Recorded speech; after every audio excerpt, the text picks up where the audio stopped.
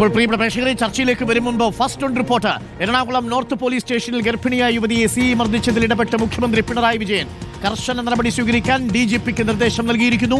R റോഷിപാലുണ്ട് കൂടുതൽ വിവരങ്ങളുമായി. R Roshipal, പ്രതാപചന്ദ്രനെതിരെ കർശന നടപടി സ്വീകരിക്കാനാണോ മുഖ്യമന്ത്രിയുടെ ഓഫീസ് ഇടപെട്ടിപ്പോൾ തീരുമാനിച്ചിരിക്കുന്നത്?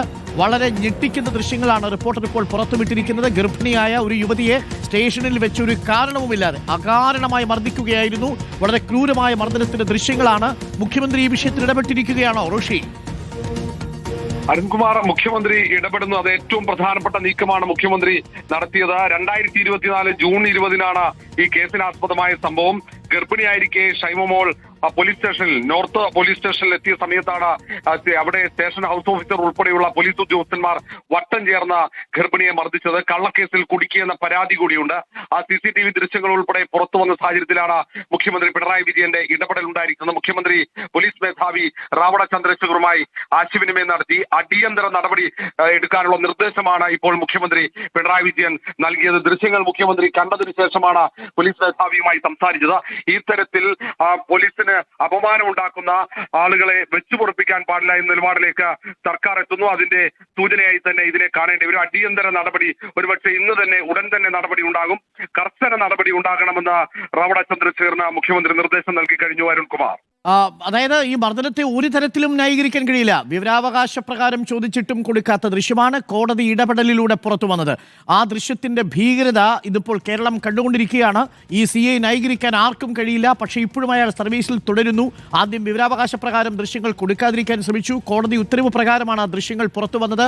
അപ്പോൾ എല്ലാ തരത്തിലും CI പ്രതാപചന്ദ്രനെ സംരക്ഷിച്ച ഒടുവിൽ ഈ ദൃശ്യങ്ങൾ പുറത്തു വന്നതോടെ ഗത്യന്തരമില്ലാതെയല്ലേ ഈ നടപടി? അരുൺകുമാർ, സ്വാഭാവികമായും ഈ പോലീസ് ഉദ്യോഗസ്ഥന്മാരടക്കം സംരക്ഷണം ഒരുക്കിയെന്നത് ഉറപ്പാണ്. അല്ലെങ്കിൽ നേരത്തെ തന്നെ CCTV ദൃശ്യങ്ങൾ നൽകേണ്ടതാണ്. ഭർത്താവിനെ കസ്റ്റഡിയിലെടുത്ത സമയത്താണ് അവിടെ സ്റ്റേഷനിലേക്ക് എത്തിച്ചേർന്നത് ഷൈമ. ഗർഭിണിയായ ആ സ്ത്രീയെ വട്ടം ചേർന്ന പുരുഷ പോലീസുകാർ ക്രൂരമായി മർദ്ദിക്കുന്ന ദൃശ്യങ്ങളാണ് ആ CCTVയിലുള്ളത്. സ്വാഭാവികമായും CIയിൽ ആ നടപടി ഒതുങ്ങില്ല. CI മാത്രമല്ല, അവരെ തടഞ്ഞ് മുടിയിൽ പിടിച്ചു വലിക്കുന്ന വനിതാ കോൺസ്റ്റബിൾമാർ ഉൾപ്പെടെയുണ്ട്. മറ്റു പുരുഷ പോലീസുകാരുണ്ട്. ഒരു ക്രിമിനൽ സംഘത്തെ പോലെയാണ് ആ പോലീസ് ഉദ്യോഗസ്ഥന്മാർ ഈ വട്ടം ചേർന്ന ഈ ഗർഭിണിയെ മർദ്ദിച്ചത് എന്നതാണ് ഏറ്റവും പ്രധാനപ്പെട്ട കാര്യം. അങ്ങനെയുള്ള ഒരു ക്രിമിനൽ കൃത്യം അത് ഒരു പോലീസ് സ്റ്റേഷനിൽ ഒരു ഗർഭിണിയോട് ചെയ്ത സംഭവം, അതിലാണ് കർശന നടപടിക്ക് മുഖ്യമന്ത്രി നിർദ്ദേശം നൽകിയിരിക്കുന്നത്. സ്വാഭാവികമാണ് ആ മർദ്ദിച്ച CI പ്രതാപചന്ദ്രൻ മാത്രമായിരിക്കില്ല ആ നടപടിക്ക് വിധേയമാവുക. അവിടെയുള്ള മറ്റു വനിതാ പോലീസ് ഉദ്യോഗസ്ഥന്മാരുണ്ട്. അവരടക്കം മർദ്ദിച്ചുവെന്ന് ഈ സ്ത്രീ ഷൈമ പറയുന്നുണ്ട്. ഈ സാഹചര്യത്തിൽ അതടക്കം പരിശോധിച്ച് കടുത്ത നടപടിയിലേക്ക് പോകും. കാരണം പോലീസ് മേധാവി റാവണ ചന്ദ്രശേഖരന് മുഖ്യമന്ത്രി കർശന നിർദ്ദേശമാണ് നൽകിയിരിക്കുന്നത്. ഒരു കാരണവശാലും വെച്ചുപൊറിപ്പിക്കാൻ പാടില്ലാത്ത സംഭവമാണ് നോർത്ത് പോലീസ് സ്റ്റേഷനിൽ നടന്നിരിക്കുന്നത്. അതുകൊണ്ട് ആ കാര്യത്തിൽ ഒരു വിട്ടുവീഴ്ചയും വേണ്ടതില്ല. ഉടൻ നടപടി വേണം എന്ന നിർദ്ദേശം നൽകി കഴിഞ്ഞു. ഏറെ വൈകാതെ തന്നെ സംസ്ഥാന പോലീസ് മേധാവി ഇത് സംബന്ധിച്ച നടപടി, പ്രതാപചന്ദ്രനെതിരെയുള്ള നടപടി സ്വീകരിക്കും. ഉത്തരവ് അല്പം സമയത്തിനകം തന്നെ പുറത്തിറങ്ങും.